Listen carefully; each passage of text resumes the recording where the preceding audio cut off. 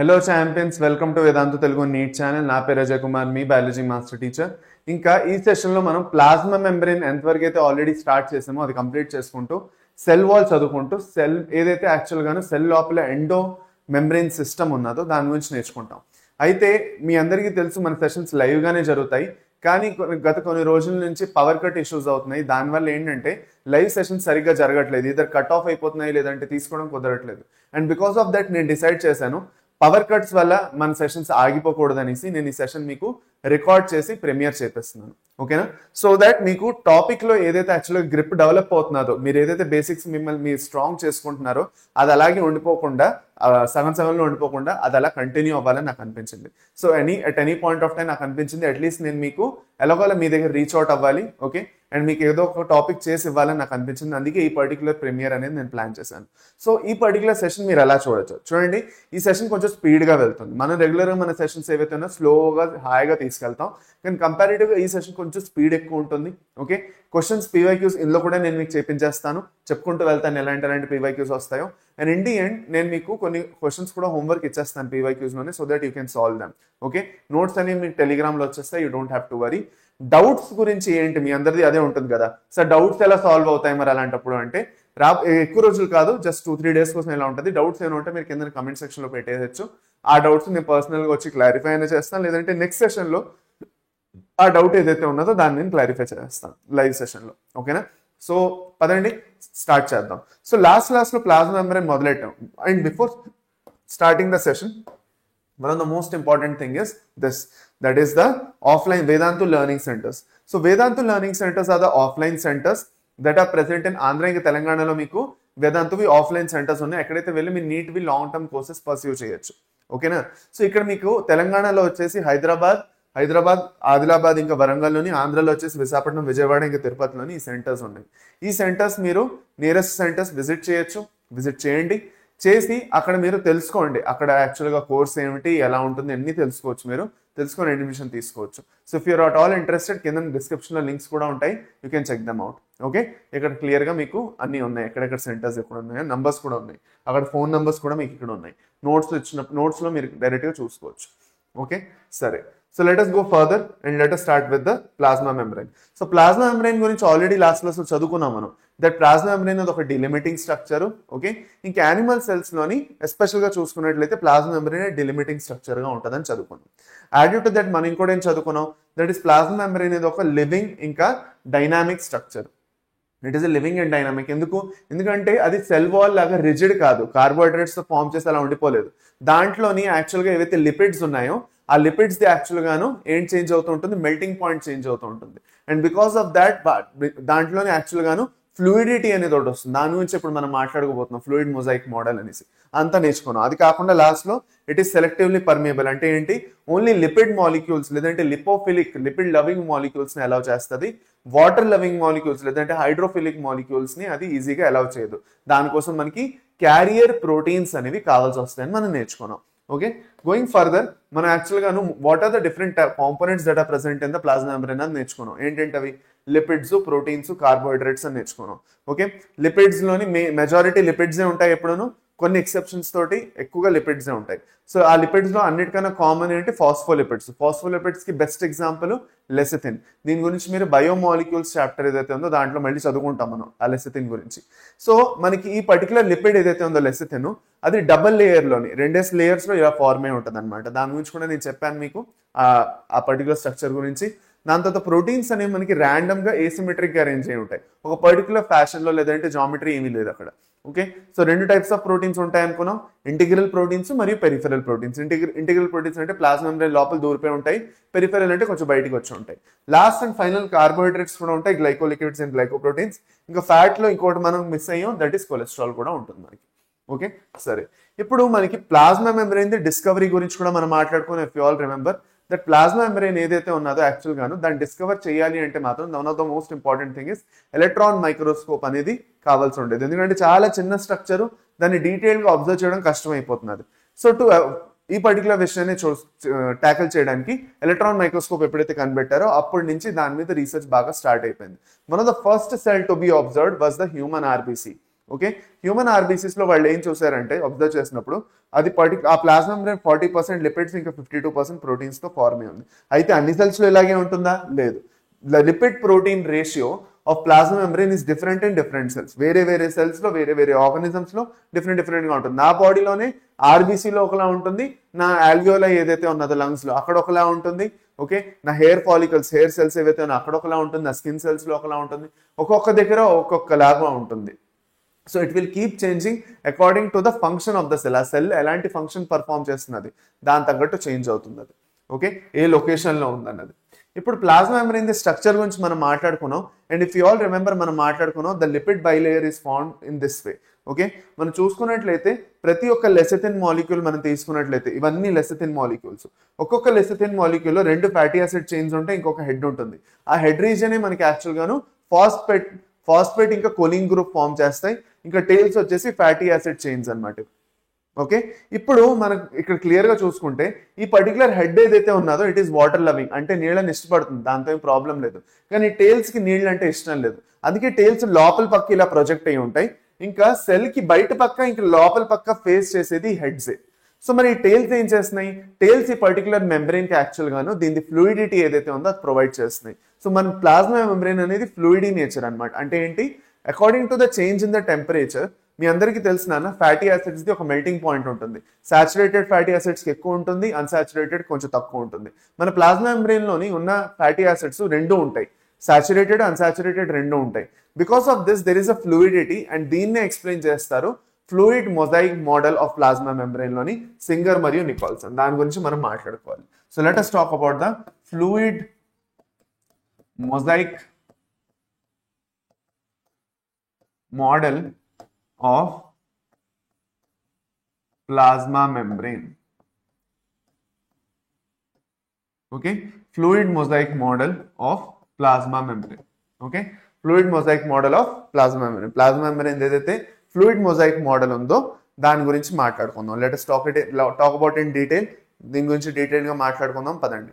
సరే, ఇప్పుడు one of the most important thing ఇక్కడ మనం మాట్లాడుకోవాల్సింది ఏంటంటే, ఓకే, దట్ ఈస్ మనకి ఈ పర్టికులర్ యాక్చువల్ గా థియరీ ఏదైతే ఉన్నదో దేనికోసం ఇచ్చారు, ఏం డిఫైన్ చేస్తున్నది ఈ పర్టికులర్ థియరీ, దీంతో మనకి ఏం అర్థం అవుతుంది, ఈ పర్టికులర్ మోడల్ ఏదైతే ఉన్నదో దీంతో మనం ఏం నేర్చుకుంటున్నాం ప్లాస్మా మెంబ్రెయిన్ గురించి, ఎందుకు ఇది one of the land mark theories లేదంటే మోడల్స్ అయింది ప్లాస్మా మెంబ్రెయిన్ ని బాగా అర్థం చేసుకోవడానికి. దాని గురించి అర్థం చేసుకుందాం అండి.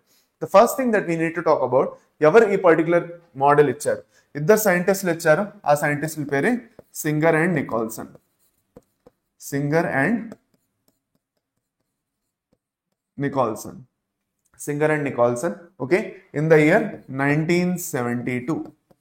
In the year 1972.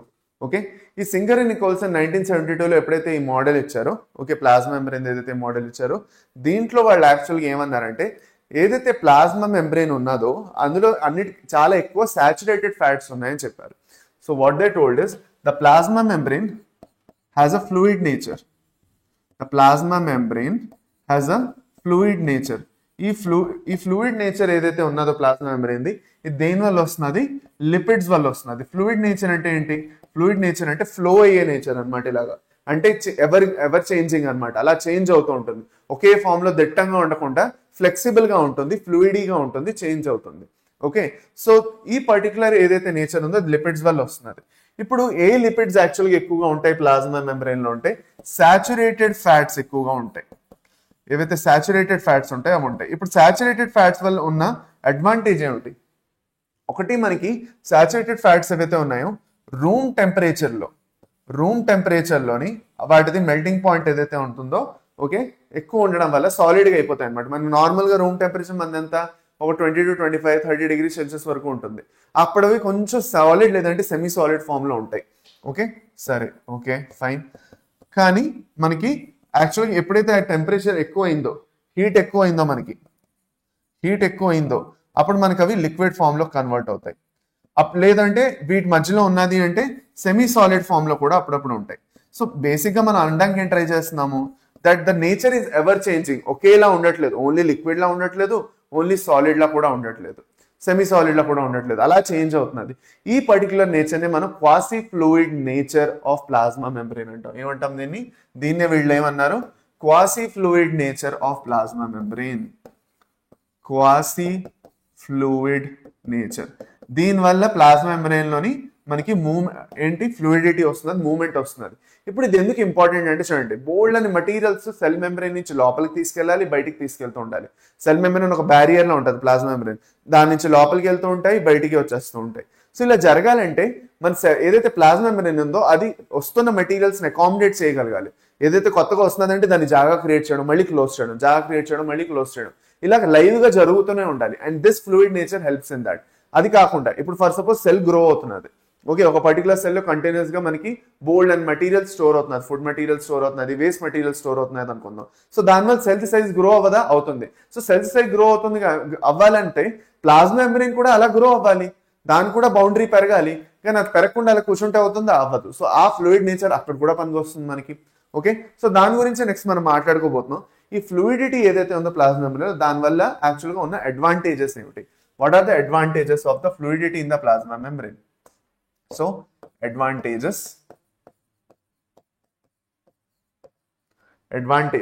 okay, advantages of the fluid nature of plasma membrane. Advantages of the fluid nature of the plasma membrane. ఏంటి advantages?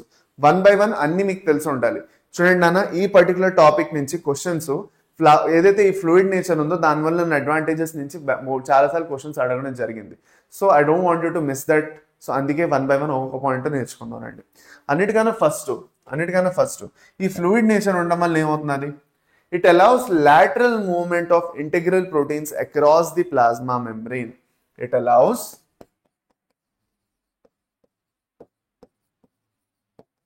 lateral movement of integral proteins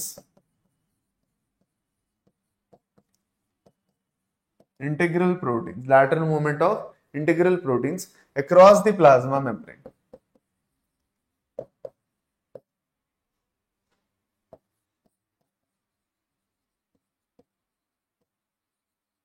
Number one, okay, దీని అర్థం ఏమిటి? What do we mean by that?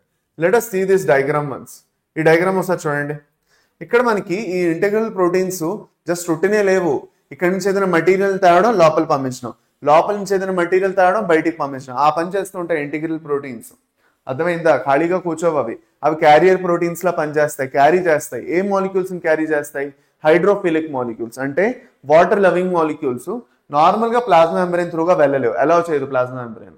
So అప్పుడు ఏం చేయాలి? Integral proteins the help తీసుకోవాలి. Integral proteins ఏం చేస్తున్నాయి? ప్లాస్మా మెంబ్రేన్ త్రూగా ఇటు వెళ్ళి మళ్ళీ రిటర్న్, మళ్ళీ వెళ్ళడం, మళ్ళీ రిటర్న్ రావడం. సో దీనివల్ల ఇలా చేయాలి అంటే ప్లాస్మా మెంబ్రేన్ లో ఫ్లెక్సిబిలిటీ ఉండాలి కదా. రిజిడ్ గా ఉన్నదంటే కుదురుతుందా? కుదరదు. సో ఆ ఫ్లెక్సిబిలిటీ వల్లే లాటరల్ మూవ్మెంట్, అంటే ఇక్కడ నుంచి ఇక్కడ ఇలా మూవ్ అవుతున్నది అంతే, దట్స్ ఇట్. ఏదో పెద్ద ఎక్కువ డిస్టెన్స్ ట్రావెల్ చేసేయట్లేదు ఇలా పూర్తిగాను, జస్ట్ ఇక్కడ నుంచి ఇక్కడ మూవ్ అవుతున్నది. ఆ మూవ్మెంట్ కైనా ఆ పర్టికులర్ ఫ్లూయిడిటీ చాలా సహాయం చేస్తుంది. Number two okay, number two వచ్చేసి ఇంటర్ సెల్యులార్ జంక్షన్స్ ఫామ్ చేయడానికి, cell to cell junctions form అవ్వాలన్నా కూడా అలాంటప్పుడు మనకి ఫ్లూయిడిటీ చాలా యూస్ఫుల్ అవుతుంది మన బాడీలో. Number three, secretions. ఏమైనా సిక్రీషన్స్ సెల్ నుంచి బయటికి పంపించాలన్నా, లోపలికి తీసుకొని రావాలన్నా, దాని తర్వాత one of the most important point నేను ఇందాకలే చెప్పాను, సెల్ గ్రోత్ ఇంకా సెల్ డివిజన్ లోని సెల్ గ్రోత్ అవుతున్నది, సెల్ డివైడ్ అవుతున్నది, అప్పుడు కూడా మనకి ఈ పర్టికులర్ ఫీచర్ చాలా యూస్ఫుల్ అవుతుంది. Last and final endocytosis, exocytosis. Endocytosis అంటే ఏదైనా పర్టికులర్ మాలిక్యూల్ ని లోపల తీసుకోవడం, ఎక్సోసైటోసిస్ అంటే బయటికి పంపించడం. పించ్ ఆఫ్ అవుతాయి అన్నమాట మాలిక్యూల్స్. ఓకే, ఇది. So these are the various advantages of the fluid nature of the plasma membrane. ఇది మనకి సింగర్ ఇంకా నికోల్సన్ కష్టపడి చెప్పారు. ఓకే, ఇప్పుడు మనకి యాక్చువల్ గాను నెక్స్ట్ ట్రాన్స్పోర్ట్ మనకి ట్రాన్స్పోర్ట్ అక్రాస్ ప్లాస్మా మెంబ్రేన్ నేర్చుకోవాలి. నెక్స్ట్ కాన్సెప్ట్ అదే. ఇంకా ట్రాన్స్పోర్ట్ అక్రాస్ ప్లాస్మా మెంబ్రేన్ కి అక్రాస్ గా ట్రాన్స్పోర్ట్ ఏదైతే ఉన్నదో దాని గురించి నెక్స్ట్ మాట్లాడుకుందాం అండి. ఓకే, పదండి. జస్ట్ 1 minute ఆగండి.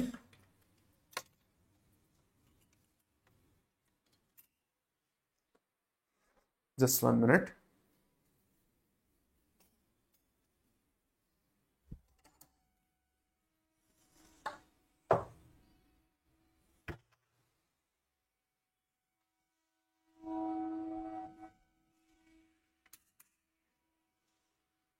ఓకే,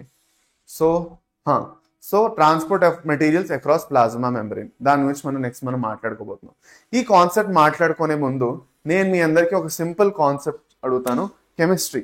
ఇక్కడ మీ అందరికీ బేసిక్ కెమిస్ట్రీ వచ్చి ఉండాలి. మీరు అందరూ సొల్యూషన్స్ చాప్టర్ చదివి ఉంటారు కదా.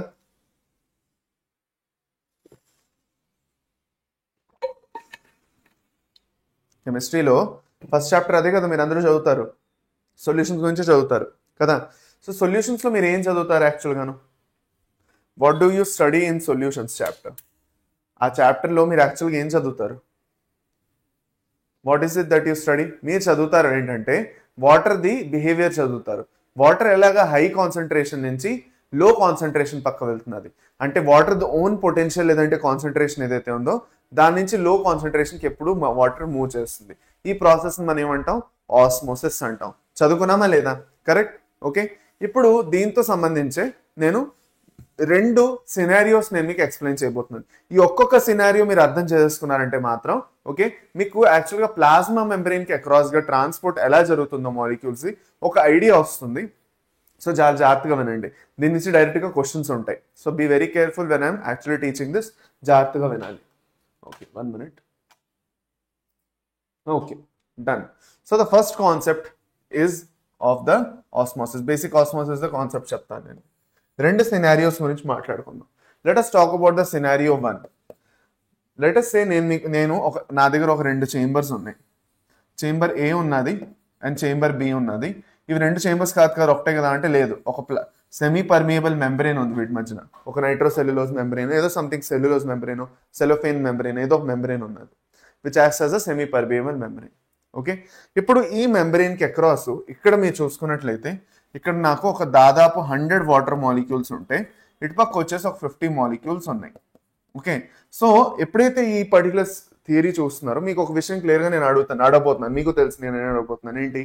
దట్ వాటర్ ది మూవ్మెంట్ ఏ సైడ్లో ఉంటుంది. ఇక్కడ 100 మాలిక్యూల్స్ ఇక్కడ 50 మాలిక్యూల్స్ అంటే వాటర్ ఎప్పుడు according to the concentration gradient higher to లోవర్కే వెళ్తుంది. ఎక్కువ దగ్గర నుంచి తక్కువకి బ్యాలెన్స్ చేసే పిచ్ ఉంటుంది అనమాట వాటర్కి. సో నీళ్ళకి ఎప్పుడు ఈ దొరద ఏంటంటే ఈక్వల్గా ఉండాలి, ఈక్విలిబ్రియంలో ఉండాలని. ఓకే, సమానంగా ఉండాలి. సో వాటర్ అనేది ఇటుపక్క మూవ్ అవడం స్టార్ట్ అయిపోతుంది from chamber A to chamber B. దీన్ని మనం ఏమంటాము? అకార్డింగ్ టు కాన్సన్ట్రేషన్ గ్రేడియంట్ అంటామా లేదా? మనకి యాక్చువల్ చూసుకున్నట్లయితే ఏంటి what is the concentration gradient? Gradient is the difference between the concentration of ఆ పర్టికులర్ మాలిక్యూల్. అది వాటర్ అయినా అవ్వచ్చు, వేరే ఏమైనా అయాన్స్ అయినా అవ్వచ్చు. సో ఆ పర్టికులర్ మాలిక్యూల్ది ఏదైతే యాక్చువల్గాను డిఫరెన్స్ క్రియేట్ అయిందో 2 పర్టికులర్ జాగాల్లో అక్రాస్ ది మెంబ్రెయిన్, ఒక పర్టికులర్గా ఒక మధ్యన ఒక మెంబ్రెయిన్ ఉండి ఇటుపక్క ఎక్కువ ఇటుపక్క తక్కువ ఉంటే మాత్రం ఒక గ్రేడియంట్, ఒక డిఫరెన్స్ క్రియేట్ అవుతుంది. ఇప్పుడు ఆ డిఫరెన్స్ని కరెక్ట్గా ఫాలో అవుతూ ఆ లాని కరెక్ట్గా ఫాలో అవుతూ మూవ్ అవుతున్నది అంటే according to the concentration gradient అంటాం. అంటే వాటర్ ఎక్కువ నుంచి తక్కువకే వస్తున్నది కదా, నార్మల్గా అలాగే జరుగుతుంది కదా. ఇప్పుడు ఎక్కువ దగ్గర నుంచి తక్కువకే వస్తాయి నీళ్లు కదా, సింపుల్. సో ఇప్పుడు మీ ఇంటి పైన ట్యాంక్ ఉన్నది. ఓకే, మీ దగ్గర బాత్రూంలో మగ్గు ఉన్నది. మీ మగ్గులోని యాక్చువల్గాను నీళ్లు ఉన్నాయి. మీ ట్యాంక్కి ఎక్కించగలరా? లేదంటే ట్యాంక్లో నీళ్ళు ఈజీగా మగ్గులోకి వస్తాయా? మీరు ఆలోచించుకున్నట్లయితే ట్యాంక్లో నీళ్ళు ఎక్కువ ఉన్నాయి, అవే ట్యాప్ త్రూగా మీ మగ్గులోకి వస్తున్నాయి through gravity. So gravity follow అవుతున్నాం ఇక్కడ మనం. బేసిక్గా we're following the gravity as well కదా. సో దాన్ని according to the concentration gradient అంటాం. ఇక్కడ ఎలాంటి అమౌంట్ ఎఫర్ట్ ఏమైనా పెట్టాల్సి వస్తున్నదా, ఎనర్జీ యూటిలైజ్ చేయాల్సి వస్తున్నదా? లేదు, ప్యాసివ్గా జరిగిపోతున్నది, న్యాచురల్గా జరిగిపోతున్నది. సో దీన్నే మనం passive transport are down stream అని కూడా అంటాం. ఏమంటాం దీన్ని మనం? ప్యాసివ్ ట్రాన్స్పోర్ట్ అని అంటాం. దీన్ని ప్యాసివ్ ట్రాన్స్పోర్ట్. లేదంటే డౌన్ స్ట్రీమ్ అంటే మాలిక్యూల్స్. డౌన్ స్ట్రీమ్ అంటే ఏంటి? డౌన్ స్ట్రీమ్ అంటే బేసిక్గా లెటస్ సే నాను ఒక చెరువు ఉన్నది. ఆ చెరువుది లెవెల్ ఇక్కడ నుంచి అలా కిందకి వెళ్తున్నది అంటే మీద నుంచి కిందకి వెళ్ళడం డౌన్ స్ట్రీమ్. కింద నుంచి మీదకి రావడం అప్ స్ట్రీమ్ అలాగనమాట. ఓకే, లేదు అంటే మీరు కొండెక్కారు, తిరుపతి ఎవరైనా వెళ్ళి ఉంటారుగా మీరు, కొండెక్కారు, కొండెక్కుతున్నప్పుడు మీకు కష్టంగా ఉంటుంది, యూఆర్ గోయింగ్ అప్ స్ట్రీమ్. కిందకు వస్తున్నప్పుడు ఈజీగా ఉంటుంది, యూఆర్ ఫాలోయింగ్ ద గ్రావిటీ. మీదకి ఎత్తున్నప్పుడు మీరు అప్ స్ట్రీమ్, అంటే మీదకి ఎక్కుతున్నప్పుడు మీరు గ్రావిటీని కూడా యాక్చువల్గా బేర్ చేయాలి. గ్రావిటీ ఒక పక్క నుంచి మిమ్మల్ని కింద లాగేస్తున్నది, అర్త్ గ్రావిటీ, అయినా కూడా మీరు దాన్ని బేర్ చేసి మీదకి ఎక్కాలి. సో అది కష్టంగా ఉంటుంది, you have to put a lot of energy. కిందకు వస్తున్నప్పుడు ఈజీగా ఉంటుంది, గ్రావిటీని మీరు అలా ఫాలో అవుతున్నారు, గ్రావిటీకి మీరు ఫేవర్ చేస్తున్నారు, సో ఈజీగా కిందకు వచ్చేస్తారు కదా. అందుకే downstream is always natural passive, దాంట్లో ఎలాంటి ఎనర్జీ ఎక్కర్లేదు. Now let us go to another particular situation. Okay, ఇంకొక సిచ్యువేషన్ కి వెళ్దాం. This is scenario number 2. This is actually the scenario number 2. ఇది scenario number 2. ఈ scenario number 2 లో కూడా రెండు చేంబర్స్ ఉన్నాయి, చేంబర్ A ఉంది, చేంబర్ B ఉంది, కానీ ఇక్కడ గ్లూకోజ్ లేదు. ఇక్కడ చూసుకున్నట్లయితే నేను చెప్తాను నాన్న, నా దగ్గర ఒక 50 యూనిట్లు గ్లూకోజ్ ఉంది. I have 50 units glucose here. అదే నాకు ఇక్కడ 10 యూనిట్లు గ్లూకోజ్ ఉంది. లెటస్ సే నేను అనుకుంటున్నాను with the help of a carrier protein. Okay, ఇది ఒక ప్లాస్మా మెంబ్రేన్ అనుకోండి, నేను క్యారియర్ ప్రోటీన్ ని ఎలాగోలాగా వాడి నేను యాక్చువల్ గ్లూకోజ్ ట్రాన్స్పోర్ట్ చేద్దాం అనుకుంటున్నాను. క్యారియర్ ప్రోటీన్ వాడి కూడా నేను గ్లూకోజ్ ట్రాన్స్పోర్ట్ నార్మల్ గా చేద్దాం అనుకుంటే మాత్రం ఇక్కడ ఎక్కువ ఇక్కడ తక్కువ కాబట్టి ఏ నుంచి బీనో వెళ్తుంది. కానీ నేను అలా అనుకోవట్లేదు, నేనేమనుకుంటున్నాను, ఈ చేంబర్ ఏదైతే ఉన్నదో it is a storage chamber. మనకి చేంబర్ బిలో కొత్త ఫుడ్ వచ్చి యాడ్ అవుతున్నది, కొత్తగా గ్లూకోజ్ వచ్చి యాడ్ అవుతున్నది, కానీ చేంబర్ ఏలో మనం దాన్ని స్టోర్ చేసి పెడుతున్నాం.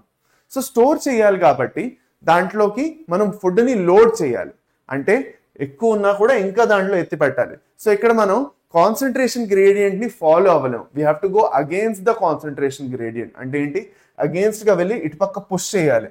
The molecules of these molecules of glucose have to be pushed to this side to store it actually. ఇటు పక్క ఎక్కువ ఉన్నా కూడా తక్కువ నుంచి ఎక్కువగా వస్తుంది. సో ఇలాంటప్పుడు మనకి ఒక సింపుల్ విషయం చెప్పండి, B to A మనకి మూవ్మెంట్ జరుగుతున్నది. ఈ మూవ్మెంట్ జరుగుతున్నది అంటే the reason is because of the ATP as energy that is provided. ATP అనేది ఎనర్జీ ప్రొవైడ్ చేస్తున్నది, ఆ ఎనర్జీని వాడుకొని నేను ఏం చేస్తున్నానంటే ఈ పర్టికులర్ పని చేస్తున్నాను. సో ఇక్కడ యాక్చువల్ గాను నేను ఏమైనా కాన్సన్ట్రేషన్ గ్రేడియంట్ ఫాలో అవుతున్నానా లేదు, I'm going against the concentration gradient, against the concentration gradient. So నేను కాన్సన్ట్రేషన్ గ్రేడియంట్ కి అగేన్స్ట్ గా వెళ్తున్నాను. ఓకే, సో అందుకే దీన్ని మనం ఏమంటాము, యాక్టివ్ ట్రాన్స్పోర్ట్ అంటాం. ఏమంటాం, active transport are up stream అని కూడా అంటాం, అప్ స్ట్రీమ్ అని కూడా అంటాం. ఇప్పుడు దీని అర్థం ఏమిటి, what do we mean by this thing? చూడండి, మనకి యాక్చువల్ గాను ఇక్కడ యాక్టివ్ గా ఇన్వాల్వ్ అవుతున్నది, క్యారియర్ ప్రోటీన్స్ ఇన్వాల్వ్ అవుతున్నాయి, ఎనర్జీ ఇన్వాల్వ్ అవుతున్నది. So it is an active process. ఎక్కడైనా మనకి ప్యాసివ్ ఇంకా యాక్టివ్ ప్రాసెస్ అంటే గుర్తుపెట్టుకోండి, ప్యాసివ్ అంటే స్పెసిఫిక్ గా ATP లేదంటే ఎనర్జీ యూటిలైజ్ అవ్వట్లేదు, న్యాచురల్ గా జరిగిపోతున్నది. అదే మనకి యాక్టివ్ ప్రాసెస్ అంటే energy in the form of ATP utilize అవుతున్నది అక్కడ, అప్పుడు వెళ్ళి పని జరుగుతున్నది, అది యాక్టివ్ ప్రాసెస్. ఓకే, గుర్తుపెట్టుకోండి ఇది. సో దీన్ని మనం అప్ స్ట్రీమ్ అంటున్నాం. So A for active, A for ATP గుర్తుపెట్టుకుంటారు. ఓకే సరే, ఇంతటితో మనం ఆగట్లేదు. ఇప్పుడు దీని బేసిస్ మీద, ఇప్పుడు ఈ కాన్సెప్ట్ ఏదైతే మనం నేర్చుకున్నామో దీని బేసిస్ మీద మనం అర్థం చేసుకుంటాం. Okay, the cellular transport. Okay, the cellular transport. చూడండి అన్న, మనకి ఏదైతే యాక్చువల్గా ట్రాన్స్పోర్ట్ జరుగుతున్నదో, ట్రాన్స్పోర్ట్ అక్రాస్ ప్లాస్మా మెంబ్రేన్, అదే హెడ్డింగ్ రాస్తాను.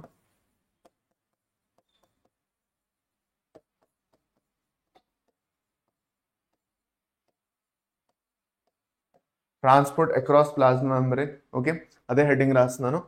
సో రెండు రకాల ట్రాన్స్పోర్ట్స్ ఇప్పుడే మనం మాట్లాడుకున్నాం. ఒకటి ప్యాసివ్ ట్రాన్స్పోర్ట్, ఆ సెమీ పర్మియల్ మెంబ్రేన్ ని ప్లాస్మా మెంబ్రేన్ అనుకోండి, ఇంకో పక్క నుంచి యాక్టివ్ ట్రాన్స్పోర్ట్.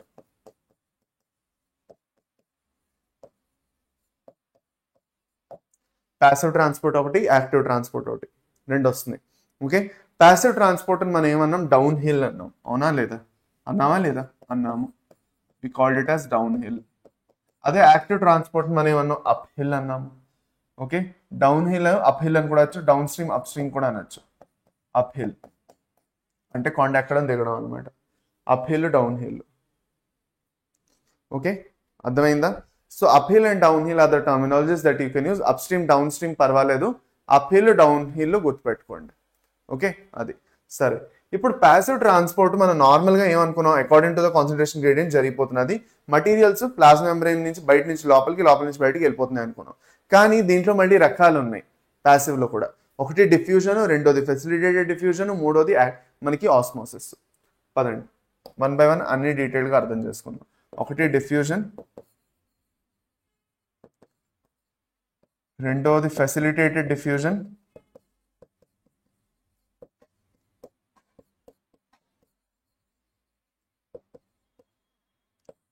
మూడోది వచ్చేసి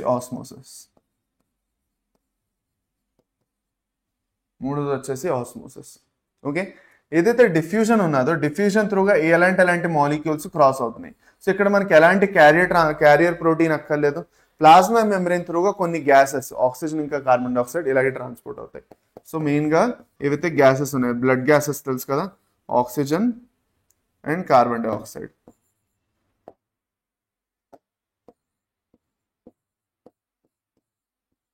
అది ఫస్ట్. సో డిఫ్యూజన్లో అవి వస్తాయి మనకి ఫస్ట్. దీని తర్వాత ఫెసిలిటేటెడ్ డిఫ్యూజన్. సో ఫెసిలిటేటెడ్ డిఫ్యూజన్లో కూడా higher to lower concentration molecules move అవుతున్నాయి, సేమ్ ఇక్కడే. కానీ ఇక్కడ క్యారియర్ ప్రోటీన్ ఒకటి కావాలి. So you need a carrier protein. మీకు ఒక క్యారియర్ ప్రోటీన్ అవసరం ఈ పర్టికులర్ ప్రాసెస్ చేయాలంటే. అంటే హయ్యర్ టు లోవర్ కాన్సన్ట్రేషన్ వెళ్తున్నాయి మాలిక్యూల్స్, అయాన్స్, కానీ క్యారియర్ ప్రోటీన్ కావాలి. Last and final is osmosis, is the third type. ఇందులో మనకి it is the type of diffusion of water. Okay, diffusion of water మనం ఏమంటాం, osmosis అంటాం. డిఫ్యూజన్ ఆఫ్ వాటర్ ని మనం ఏమంటాము, ఆస్మోసిస్ అంటాం. డిఫ్యూజన్ ఆఫ్ వాటర్ ని మనం ఏమంటాం, ఆస్మోసిస్ అంటాం. ఓకేనా, డన్, సరే అయింది. సో మనకి డిఫ్యూజన్ అంటే ఏంటి, moment of molecules from higher concentration to lower concentration. Osmosis అంటే ఏమిటి, డిఫ్యూజన్ ఆఫ్ వాటర్ అంటే moment of water molecules from their higher concentration to their lower concentration. ఇప్పుడు మనకి యాక్చువల్గా వాటర్ మూవ్మెంట్ కోసం స్పెసిఫిక్గా కొన్ని క్యారియర్ ప్రోటీన్స్ లేదంటే ఇంటిగ్రల్ ప్రోటీన్స్ ఉన్నాయి. ఆ ఇంటిగ్రల్ ప్రోటీన్స్ మనం ఏమంటాము, we call them as aquaporins. So there are total 8 types of aquaporins that we observe in cells. ఈ aquaporins వాటర్ ట్రాన్స్పోర్ట్ ని చేపిస్తున్నాయి. ఇప్పుడు let us go into the active type. చూడండి, మనకి active type ఇందాక చెప్పుకున్నాం, against the concentration gradient నడుస్తుంది. ఇది it goes against the concentration gradient జరుగుతున్నది ఇది. సో అలాంటప్పుడు against the concentration gradient, A for active transport, A for ATP required, ATP కావాలి. Okay, one of the best examples of active transport is, ఏదైతే మీకు నీట్లో కూడా అడిగారు. ఓకే, ఏంటది, దట్ ఈస్ మనకి సోడియం పొటాషియం పంప్. డన్, ఓకేనా.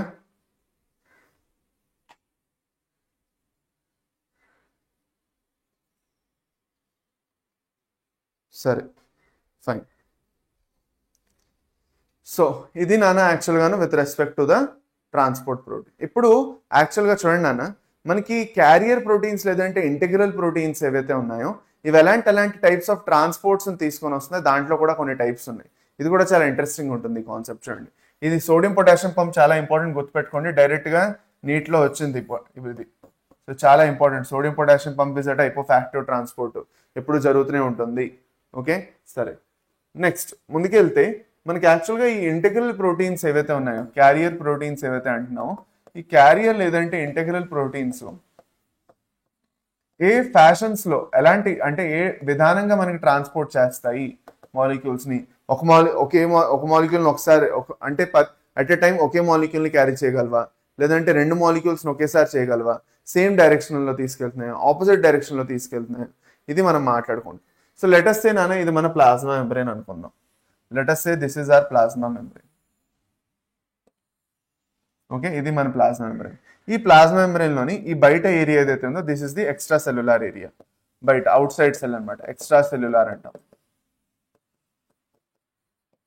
ఈ లోపల ఉన్న ఏరియాని ఇంట్రా సెల్యులార్ అంటున్నాను నేను. ఇప్పుడు లెటస్ నాన్న ఫస్ట్ అన్నిటికన్నా ఫస్ట్ ఒక క్యారియర్ ప్రోటీన్ ఉంది ఇలా.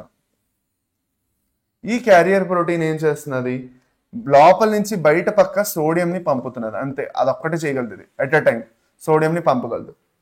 లేదు లేదు బయట నుంచి లోపల పక్క పొటాషియంని తీసుకొని రాగలదు అంతే. So at a time only ఒకే ఒక మాలిక్యూల్ ఒకే డైరెక్షన్ లో వెళ్తున్నది, ఓకే, ట్రాన్స్పోర్ట్ అవుతున్నది బై దిస్ క్యారియర్ ప్రోటీన్. ఇలాంటి టైప్ ఆఫ్ ట్రాన్స్పోర్ట్ మనం ఏమంటాం, యూనిపోర్ట్ అంటాం. యూనిపోర్ట్ అంటే ఒకే ఒకటి ట్రాన్స్పోర్ట్ అవుతున్నది. Now there is a second situation. There is a second situation where there can be a carrier protein that will be carrying the molecules in opposite side. Let us say a molecule A అని ఒకటి ఉన్నది, అది లోపలికి వచ్చింది, B అని ఉన్నది బయటికి వెళ్ళింది. సో రెండింటిని ఒకేసారి చేసేస్తున్నది అది, కానీ ఆపోజిట్ డైరెక్షన్ లో చేస్తున్నది. దీన్ని మనం యాంటీపోర్ట్ అంటాం. ఇవన్నీ వస్తాయా అంటే వస్తాయి, ఇంపార్టెంట్ ఎగ్జామ్ లోకి. Last and final is the symport. Symport లో ఏంటంటే లెట్ us say మనకి రెండు క్యారియర్ ప్రోటీన్స్ ఉన్నాయి. ఈ ప్రోటీన్స్ ఏవైతే ఉన్నాయో ఐదర్ రెండు మాలిక్యూల్స్ ని ట్రాన్స్పోర్ట్ చేపిస్తున్నాయి కానీ ఒకే డైరెక్షన్ లో చేపిస్తున్నాయి, లేదంటే రెండింటిని బయట పక్కైనా చేపిస్తున్నాయి, లేదంటే లోపల పక్కైనా చేపిస్తున్నాయి. అలాగా అర్థమైందా అది. So that is what it is doing. అర్థమైందా లేదా అది.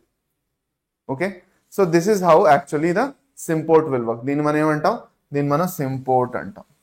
So these are the different types or different ways in which the proteins will actually transport. Okay, అయింది. సరే, ఇక్కడ వరకు ఓకే కదా. ఐ థింక్ ఇక్కడ వరకు ఎలాంటి ప్రాబ్లం లేదు, అర్థమై ఉంటుంది అందరికి.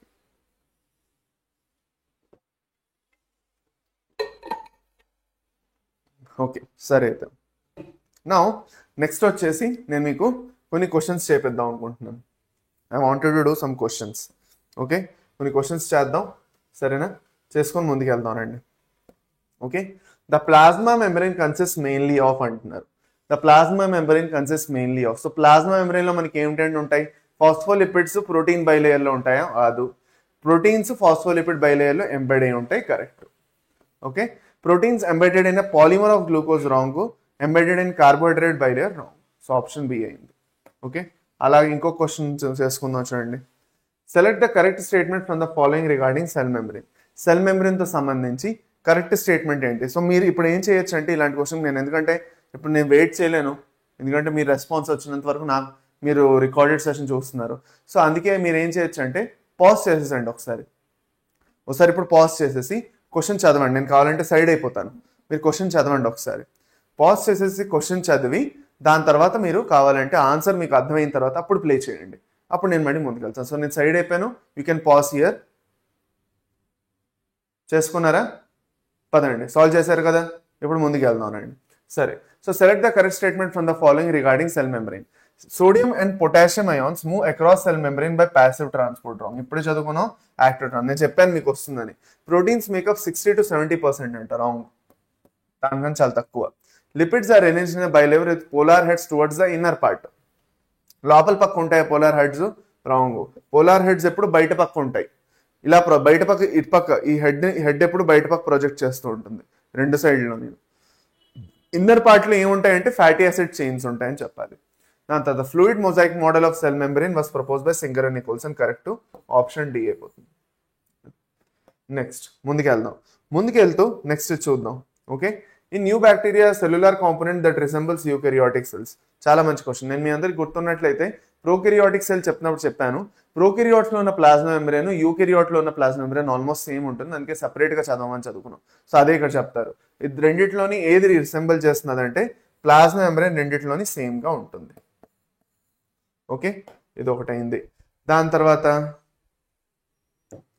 Which of the following is not a constituent of cell membrane. ఏది సెల్ మెంబ్రెయిన్ ది కాన్స్టిట్యూయెంట్ కాదు అంటున్నారు. సో ఏది సెల్ మెంబ్రెయిన్ ది కాన్స్టిట్యూయెంట్ కాదు మనకి?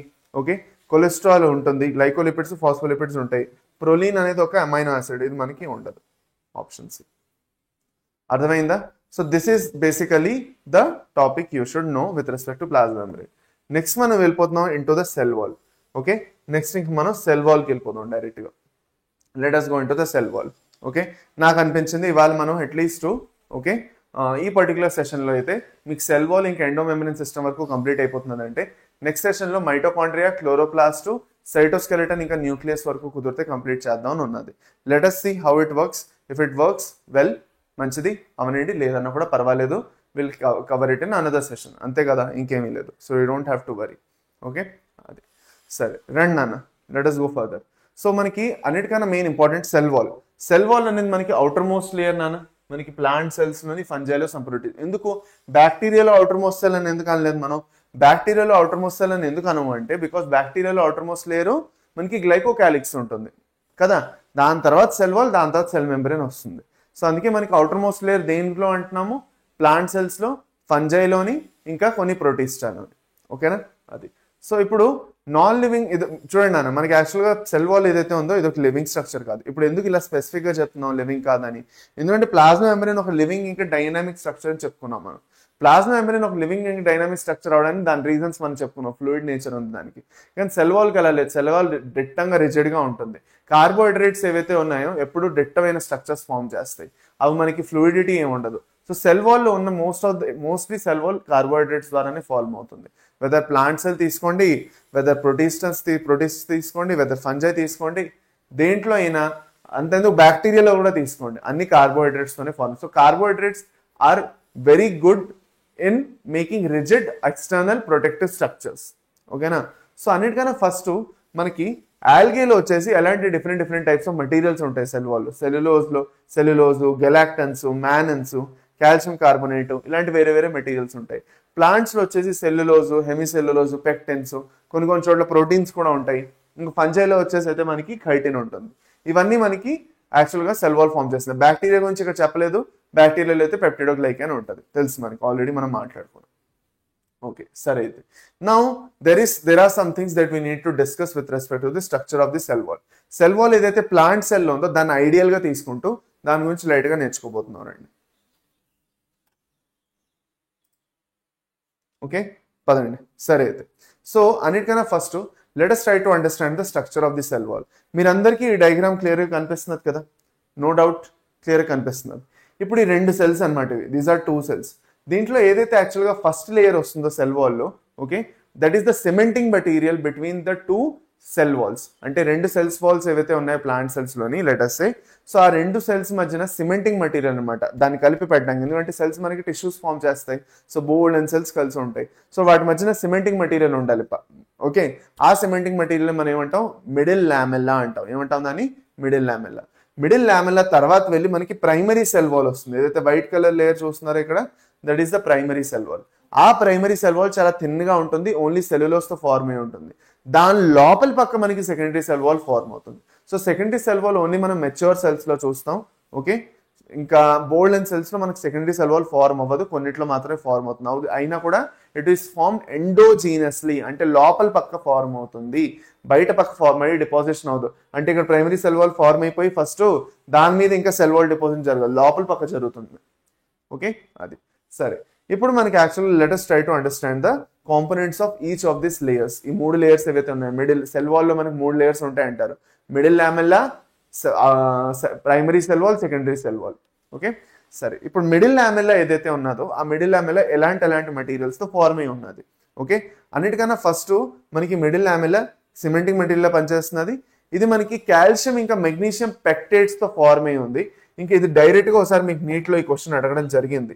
మీరు అనుకుంటారు సార్ ఇదేం పెద్ద అవసరం లేదు అనుకుంటారు, కానీ కాదు, మనకి అడిగారు ఇది. అర్థమైందా? ఏ మెటీరియల్ తో ఫార్మ్ అయింది? It is a permeable type of layer and permit చేస్తుంది మెటీరియల్స్ ని పాస్ అవడానికి, ఇంకా ప్లాస్మోడెస్మాటా ఫార్మ్ చేయడానికి హెల్ప్ చేస్తుంది. అంటే cell to cell connections, tubular connections ఏవైతే ఉన్నాయో అది ఫార్మ్ చేపిస్తుంది అనమాట. ఓకే, ఇది. సో మిడిల్ లామెల్లా దానికోసం చాలా ఇంపార్టెంట్, నంబర్ 1. నంబర్ 2 వచ్చేసి మనకి primary cell wall. Primary cell wall వచ్చేసి కంపారిటివ్ కొంచెం ఇలాస్టిక్ గా ఉంటుంది, ఇంకా పర్మియబుల్ గా ఉంటుంది, అండ్ మెయిన్ గా అది సెల్యులోస్ తో మాత్రమే ఫార్మ్ అయి ఉంటుంది, ఇంకేం మెటీరియల్ ఉండదు. సెకండరీ సెల్ వాల్ ఏదైతే ఉన్నదో ఇది మనం ఎక్కువగా మెచ్యూర్ సెల్స్ లో చూస్తాం. ఇప్పుడు ప్రైమరీ సెల్ వాల్ ఇంకెక్కడ కూడా చూస్తాం. నార్మల్ గా మెచ్యూర్ సెల్స్ లో పారెంకైమా సెల్స్ ఏవైతే ఉన్నాయో, పారెంకైమాటస్ సెల్స్ లో ప్రైమరీ సెల్ వాల్ ఒకటే ఫార్మ్ అవుతుంది, సెకండరీ ఫార్మ్ అవ్వదు. ఓకే, పారెంకైమాటస్ సెల్స్ గురించి అంత డీటెయిల్ గా మనం ప్లాంట్ అనాటమీలో ఇంకా బాగా నేర్చుకుంటాం. So you don't have to worry about it. Okay, సరే. ఇప్పుడు మనకి సెకండరీ సెల్ వాల్ ఏదైతే ఉన్నదో, okay, it is actually present on the inner side, లోపల పక్క ఫార్మ్ అవుతున్నది. దీంట్లో మనకి పర్మియబిలిటీ కంపారిటివ్ గా తక్కువ ఉంటుంది. Okay, than the primary cell wall. ఇది మనకి ఎక్కువగా లివింగ్ సెల్స్ లో అయితే మాత్రం హెమిసెల్యులోజ్ ఇంకా పెక్టిన్ తో ఫార్మ్ అయి ఉంటుంది. అదే కాలింకైమా బెస్ట్ ఎగ్జాంపుల్. అదే నాన్ లివింగ్ సెల్స్ అయితే మాత్రం డెడ్ సెల్స్ అయితే మాత్రం లిగ్నిన్ తో ఫార్మ్ అయి ఉంటుంది. ఓకే, అది లిగ్నిన్ డిపాజిషన్స్ జరుగుతాయి డెడ్ సెల్స్ లో.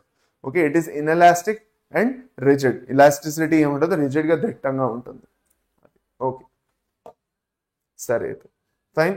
ఇప్పుడు మీలో చాలా మందికి యాక్చువల్ గాను చూడండి నాన్న, కొన్ని కాన్సెప్ట్స్ ఉన్నాయి that we need to learn before going further inside the cell. Cell లోపలికి మనం ఇంకా వెళ్ళబోతున్నాం. సెల్ లోపల ఉన్న ఎండో మెమరీన్ సిస్టమ్ లో ఇంకా మనం వెళ్ళబోతున్నాం. So before going into that I would like to explain you simple concept of protoplasm, protoplast, ఇవన్నీ ఏవైతే దీని గురించి కొంచెం మాట్లాడుకుందాం.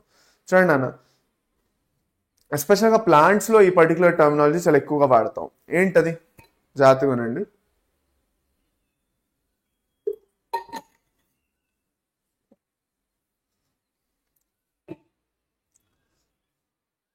ఓకే, చూడండి మనకి ప్లాంట్స్ లో యాక్చువల్గా ఏదైతే సెల్ వాల్ ఉన్నదో, ఓకే, సెల్ మనకి యాక్చువల్గా ప్లాంట్స్ లో latest talk about the cytoplasm it self.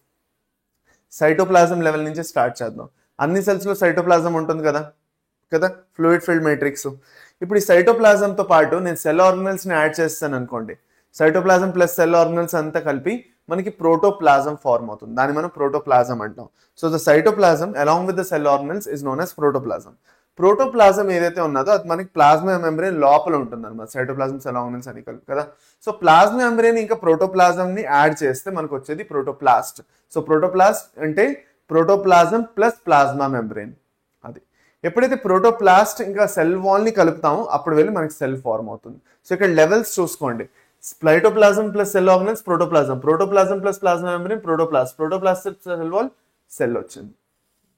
అర్థమైందా ఇది? సో ఎందుకు ఇలా అడుగుతున్నాను, ఎందుకంటే ఇక్కడే మనకు ఆ క్వశ్చన్ వస్తుంది ఒకటి. ఓకే, ఆ ప్రోటోప్లాస్ట్ ఈజ్ అ సెల్, ఆ protoplast is a cell, protoplast is a cell without cell wall. Cell wall లేకుండా ఉన్న సెల్ ని ప్రోటోప్లాస్ట్ అంటాం. సెల్ వాల్ కలిపితే అది ఒక సెల్ అవుతుంది. Okay, middle lamella is composed of, middle lamella is composed of, నేను చెప్పాను మీకు మిడిల్ లామెల్లా దేంతో ఫార్మ్ ఉంటుంది అని అడిగారు అనేసి. దేంతో ఫార్మ్ అయి ఉంటుంది, కాల్షియం పెక్టేట్ తో ఫార్మ్ అయి ఉంటుంది. ఆప్షన్స్. సరే, next will be going in to the endo membrane system. కొంచెం స్పీడ్ ఎక్కువ ఉంటుంది నేను చెప్పినట్టు. ఓకే, కానీ స్పీడ్ ఉండకపోతే మనకి టాపిక్ కంప్లీట్ అవ్వదు. అండ్ అడిషనల్లీ మనం కొంచెం ల్యాగ్ అయ్యాం కదా. సో ఆ ల్యాగ్ మనం మిస్ అవడానికి స్లోగా వెళ్తున్నాం, సారీ ఫాస్ట్గా వెళ్తున్నాం.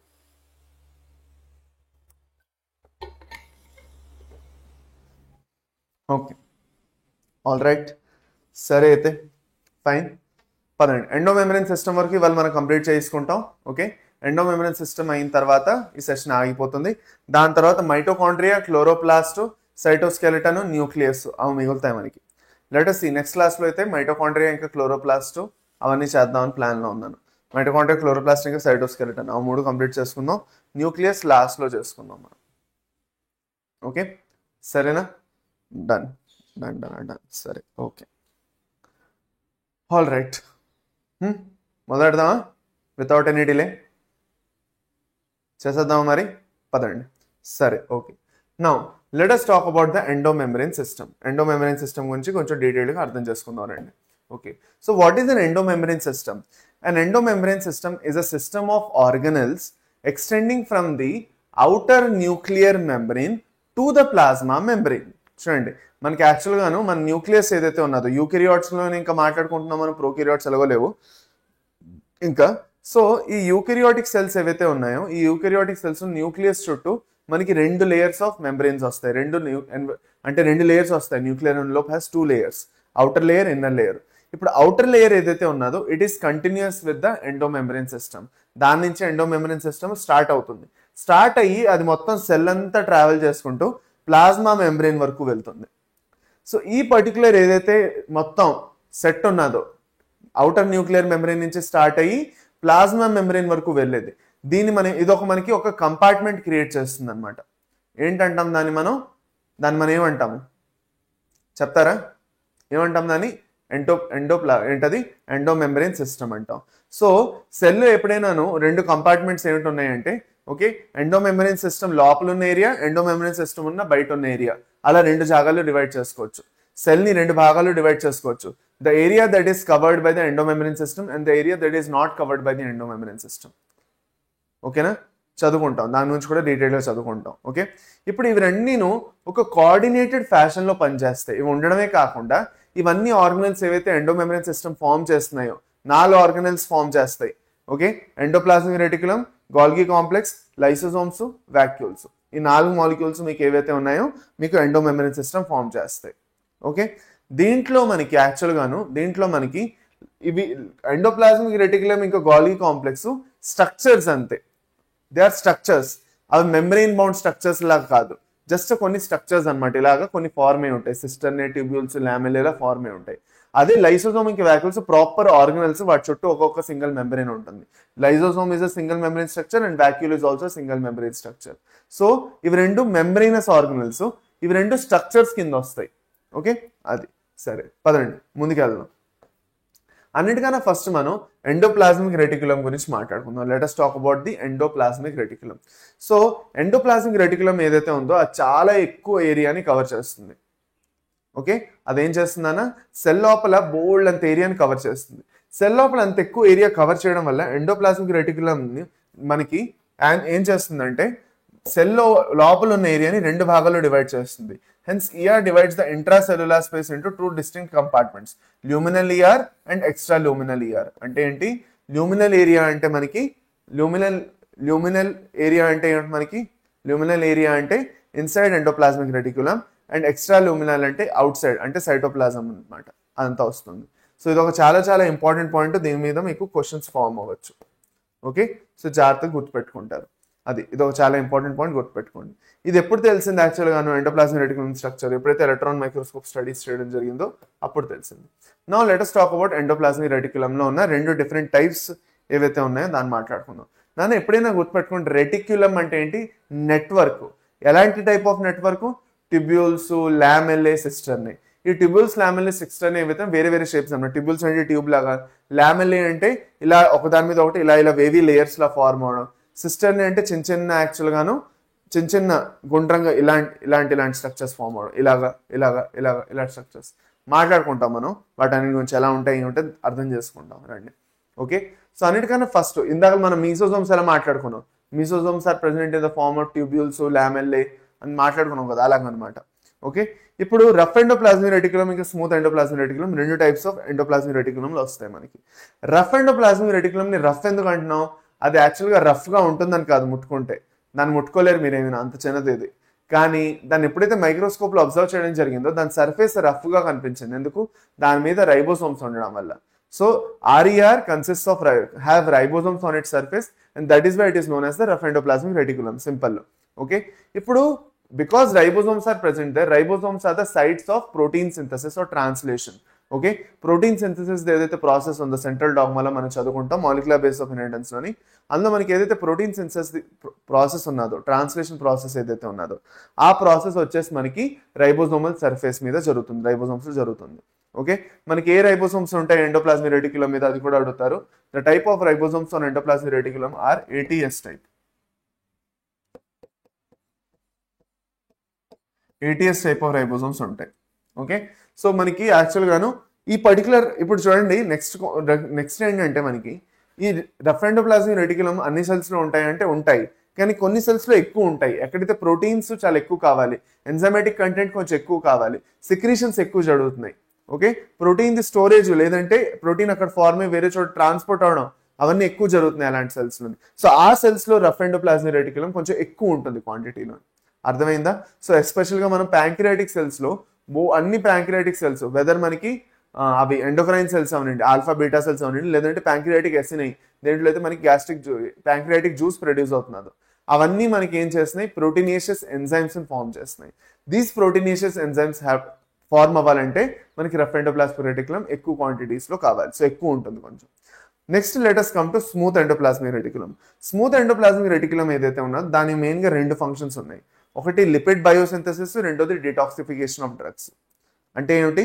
లిపిడ్స్ ని ఫార్మ్ చేయడం, లిపిడ్స్ సింథసైజ్ చేయడం. మన బాడీలో లిపిడ్స్ ని సింథసైజ్ చేసేది ఎక్కడ ఎక్కువ? అన్నిటికన్నా ఎక్కువ ఒకటి మనకి లివర్, ఇంకోటి అడిపోస్ టిష్యూ. సో లివర్ ఇంకా అడిపోస్ టిష్యూస్ ఏవైతే ఉన్నాయో అలాంటి చోట ఎక్కువగా ఉంటుంది. మెయిన్గా లివర్లో అన్నిటికన్నా ఎక్కువ ఉంటుంది SCR. అది కాకుండా డిటాక్సిఫికేషన్ ఆఫ్ డ్రగ్స్, ఇది కూడా లివరే చేస్తున్నది. ఓకే, సో అందుకే మనకి లివర్లో ఎక్కువ ఉంటుంది. అది కాకుండా ఇప్పుడు మనకి స్టెరాయిడ్ హార్మోన్స్ ఏవైతే ఉన్నాయో, టెస్టోస్ట్రాను, ఈస్ట్రోజన్, ప్రొజెస్ట్రాను, ఇవన్నీ steroid type of hormones, fat molecule ఉన్న హార్మోన్స్. సో ఇది కూడా ఎవరు సింథసైజ్ చేస్తున్నారు? Smooth endoplasmic reticulum. So smooth endoplasmic reticulum liver cells, adipose సెల్సే కాకుండా స్టెరాయిడ్ హార్మోన్స్ ప్రొడ్యూస్ అయిన ప్రతి ఒక్క చోట ఉంటాయి, సచ్ as అడ్రినల్ కార్టెక్స్ అవనండి, లేదు అంటే మనకి ఏవైతే గొనాడ్స్ ఉన్నాయో, టెస్టిస్ ఇంకా ఓవరీస్ అవనండి. అర్థమైందా? టెస్టిస్ లో వచ్చేసి లీడిక్ సెల్స్, ఓవరీలో వచ్చేసి మనకి ఫాలిక్యులర్ సెల్స్, ఇంకా ఏంటి కార్పస్ లూటియం అవన్నీ వస్తాయి. ఓకే, అది సరే. So this is basically what you needed to learn with respect to the endoplasmic reticulum. ఇంత మీరు నేర్చుకోవడం ఇంపార్టెంట్. ఇప్పుడు దీని నుంచి మీకు ఎలాంటి టైప్స్ ఆఫ్ క్వశ్చన్స్ అడగచ్చు. ఎండోప్లాస్మిక్ రెటిక్యులంతో సంబంధించి మీకు గాల్గి కాంప్లెక్స్ తో కనెక్ట్ చేసి క్వశ్చన్ అడుగుతాడు. సో అందుకే మనం ఎండోప్లాస్మిక్ రెటిక్యులం చదువుకుంటే మాత్రం గాల్గి కాంప్లెక్స్ చాలా బాగా చదువుకోవాలి. At any cost we have to learn it. So పదండి, నెక్స్ట్ మనం గాల్గి కాంప్లెక్స్ చదువుకోబోతున్నాం.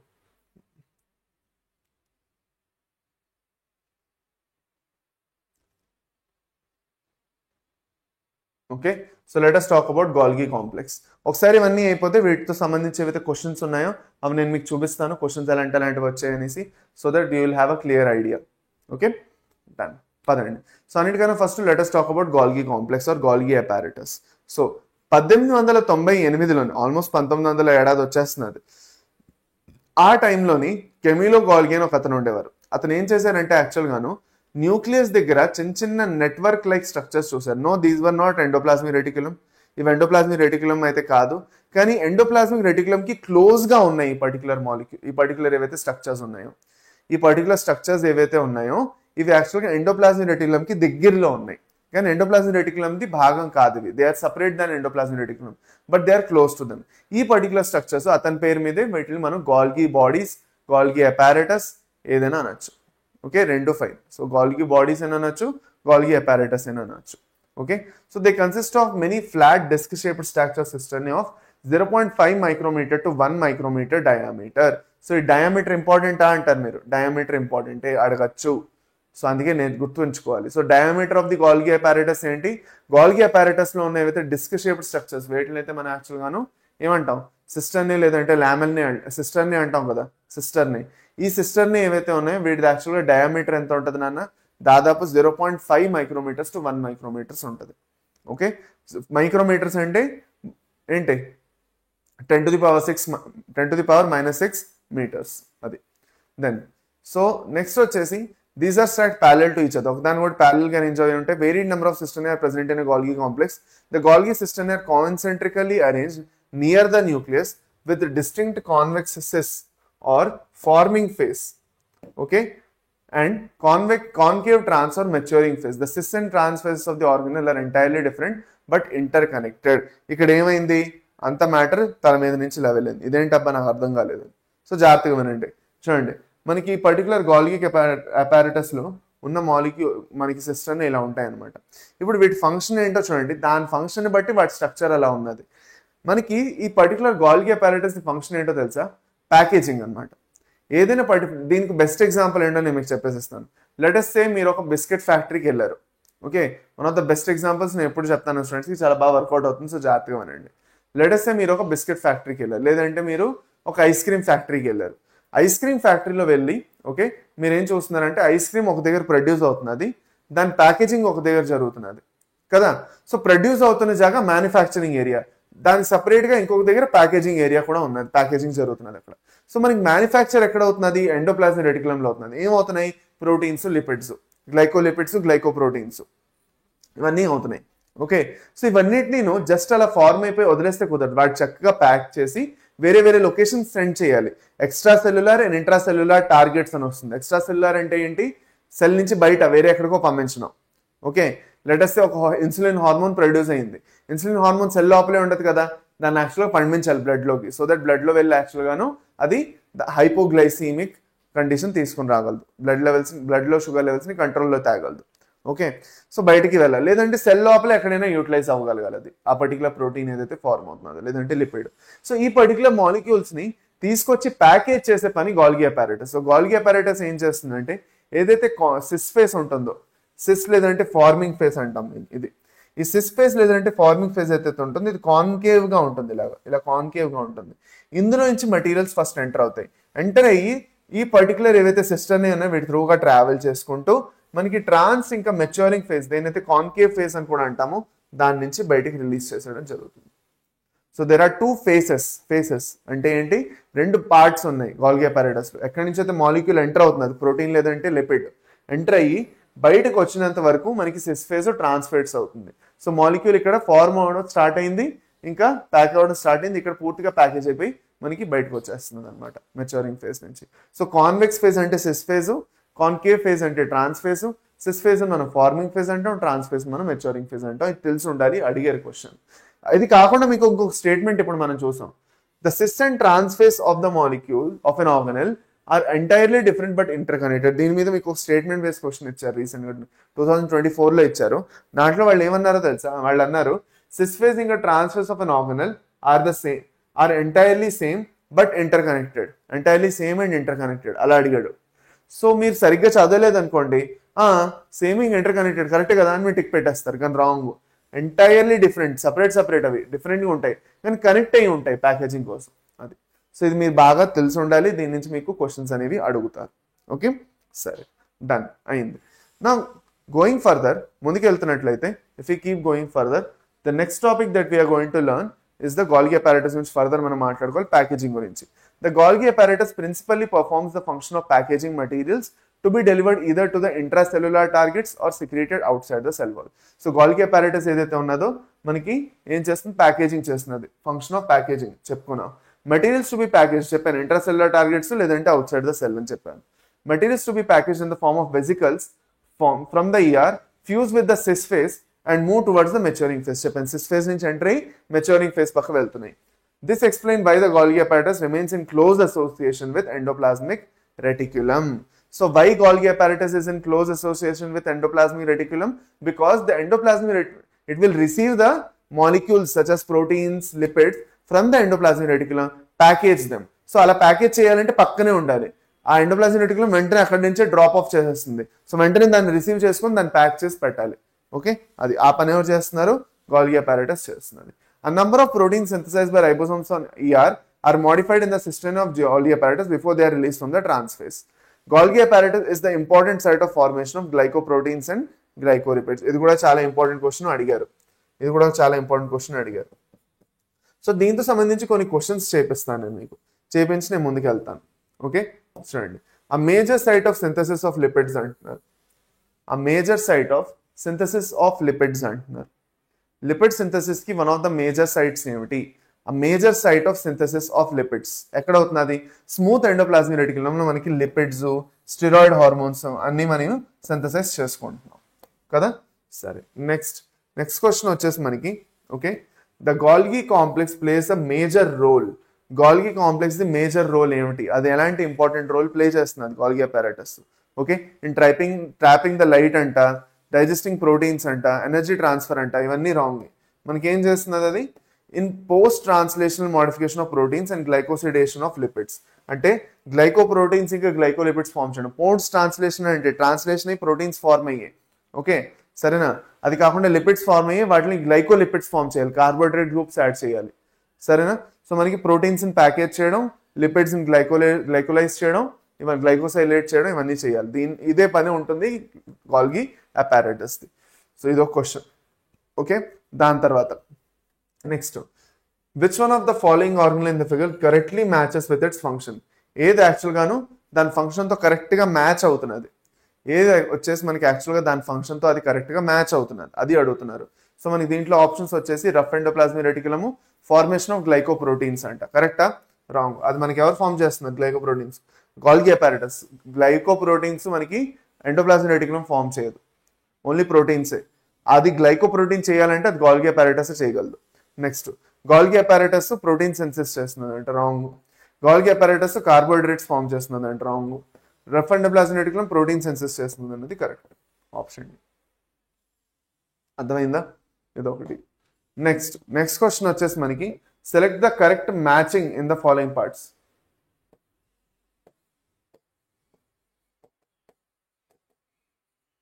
కరెక్ట్ మ్యాచింగ్ ఏంటో చెప్పండి అంటున్నారు.